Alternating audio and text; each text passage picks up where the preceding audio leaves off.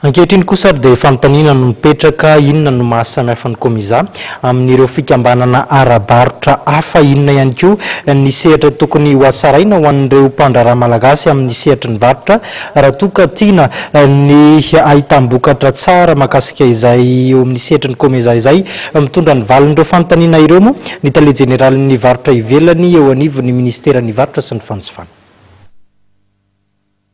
Jeu anti komiza ty zany dia le tsena ngeza be izay 625 millions isan'ny mponina azontsika hanondrarana entana.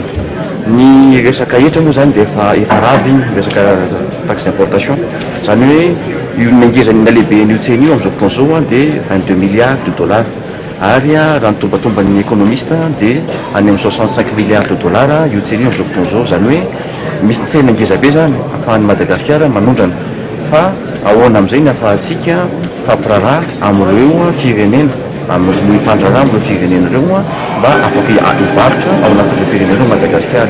Zay mahatonga amin'ilay hoe alao ny rasan'ny Madagasikara le fandraisana ny komiza amin'ny herintaona, satria amin'ny herintaona zay dia mahafantatra tsara ny ao anaty vilany.